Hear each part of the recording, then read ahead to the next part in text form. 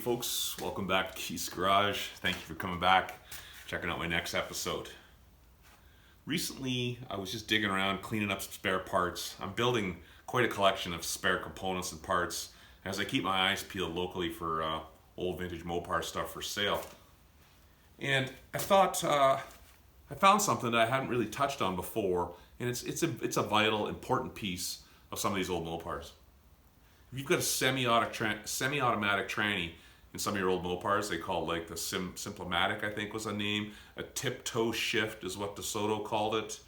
I don't know what other names they had. They had lots of monikers depending if it was on a Plymouth, DeSoto, Chrysler, Dodge.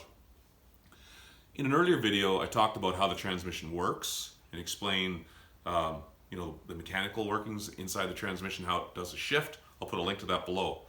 But I found a set of centrifugal points here. This is a switch. This is a switch that goes off and on based on speed, how fast you're traveling. It'll open or close the switch pending road speed. And this spins with the transmission as the transmission is turning as you're traveling down the road. This switch will open and close. Vital piece. If this switch is dirty and there's dirty contacts inside, or if it's not functioning, you're not going to get a transmission shift. Because voltage is coming into here, it's coming out, and it's going to this 6-volt coil here. This is another vital piece in your semi-automatic transmission. That coil is basically a magnetic switch. And when you put 6 volts to it, it energizes the magnet and pushes this pin in or out. If there's voltage or not. So let's just quickly do a couple of tests on these. I'm going to take the cover off this. I'm going to show you the insides of it. I'm going to show you the contacts you're going to want to keep clean inside of there. I'm also going to show you how this switch opens and closes. We'll replicate that. We're going to drive this with a drill, and we're going to watch this switch open and close. Hopefully you'll find this interesting. If you have an old Mopar with a semi-automatic transmission, these are key vital pieces that you're going to want to troubleshoot. You're going to need a multimeter, you're going to check voltages, and you're going to check continuity of these pieces. Simple.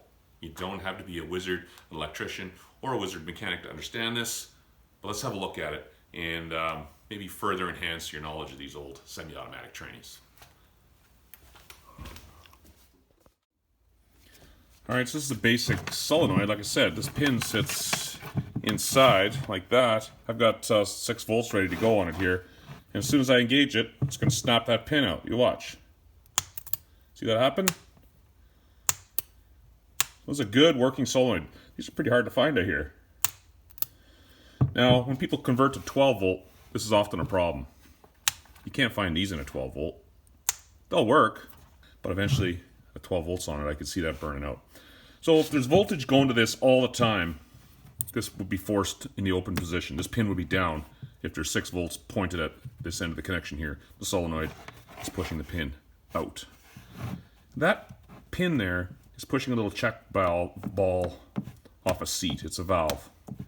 So it's restricting or enabling hydraulic flow. By pushing this pin out, it lifts a ball off a seat, then oil can flow inside the transmission. But we need to know when to turn off power, so there's no voltage going to this, so that the pin can back off. There's a spring here, it pushes this pin back up, then the seat closes. So how do we do that? Okay, so we're going to use our multimeter again, just set to continuity so that if we touch the 2 points, it beeps, right? So we know we have continuity between these 2 wires. Now this is threaded into the housing of the transmission, and this transmission is all metal, and it's bolted to the frame, and the frame is positive ground. So when this is hooked up, it's positive ground when this is screwed into the transmission. So if we hook one end of the wire of the continuity tester to the housing here, or this bolt, how about that? And the other end we put on the connection. This is where the wire hooks up. We have continuity, right? So this switch inside of here is always closed, meaning voltage is allowed to go from here and it goes to this coil.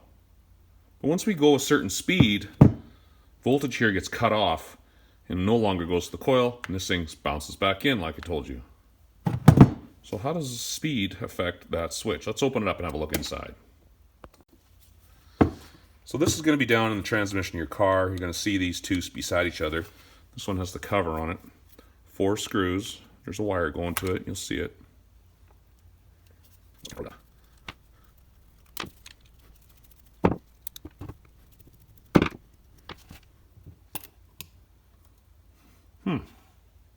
Interesting. This is a spins with the transmission, and when it spins fast enough, it drops down inside. There's a switch right here in the cover. Voltage comes in here. It's connected to ground all the time. We know that. When it spins fast enough, this pin drops. It moves this. There's a switch in here. Can the switch move? Let's spin that up. I've concocted a little bit of a drive shaft here for this. Rubber hose onto my drill. I want you to see that spin and open up.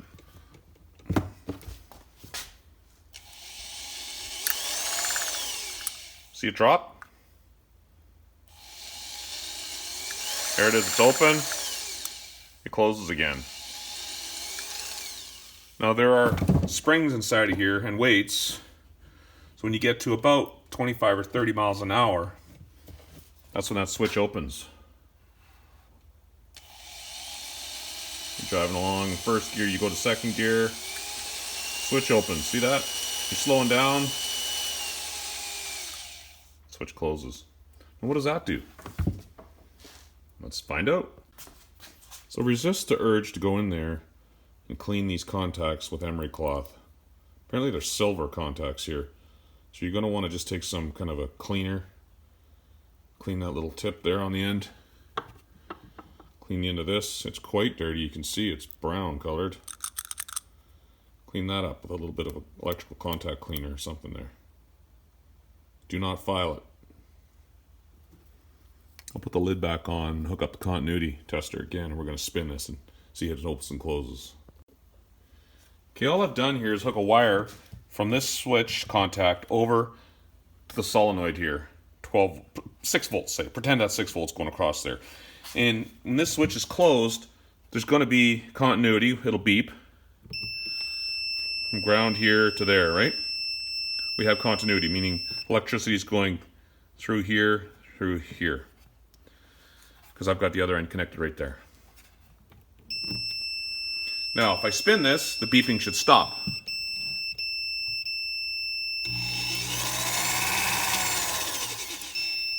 Can you hear that? It stopped beeping? No beeping. There you go. So as you speed up and slow down, the switch opens and closes. I just replicated that. I replicated ground speed by turning this switch with my drill. So there's a couple things you can learn from this exercise today. You've got to have 6 volts here, and you got to have it go through and come out. And when you activate 6 volts here, they should snap in and out. You should be able to hear that click. This switch, it has to have continuity through it. It has to open and close. If the contacts are very dirty and they aren't making a good clean connection, they may not open and close properly. You're not going to be able to cut off the voltage to the solenoid. You're not going to get a good shift. A multimeter goes a long way in troubleshooting things. You can check that there's voltage present. You want to check for 6 volts with respect to ground. You want to check 6 volts here. You want to check 6 volts on here. If you're troubleshooting your transmission, you're having shifting troubles. This could be part of it. This is part of the system. There's a lot going on in that transmission. There's hydraulic pressure too. So you've got to have everything working. Hydraulic oil, pressure, these sensors. This is a sensor, mechanical sensors. This one here has to work. And this is a mechanical solenoid. It has to work. There's lots of stuff going on in that transmission. So.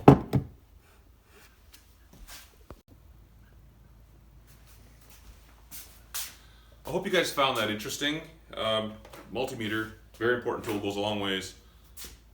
Switch, rotary switch that opens and closes as it speeds up.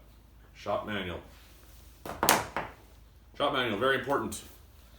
You can see all the wiring in there on how that system works. There's a solenoid, there's a switch, it shows you wiring. If you really want to get into it, this happens to be for 1949.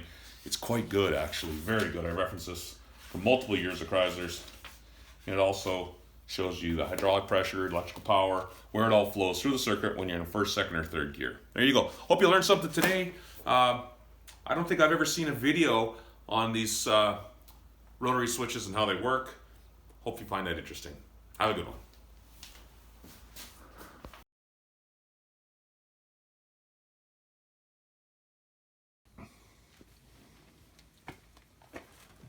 All right, I think it's time to do a compression test again. I put 1,000 miles on the engine now this summer. Just broke 1,000 miles today. And I think it's time to check number 2 cylinder. I've been running Marvel mystery oil in the fuel tank all summer. So we had one, was it 70 or 75 psi, somewhere around there? Number 2, let's see what we get.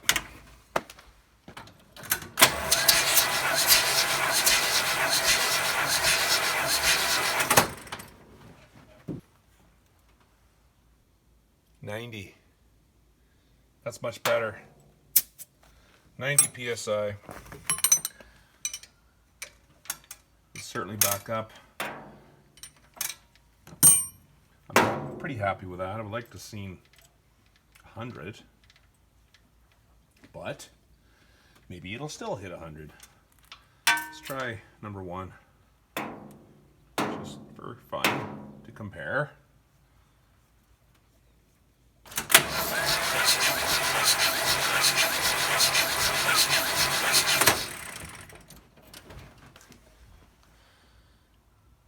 $105. All right, well, we got one a little low, but she's come back up, so we're good with that.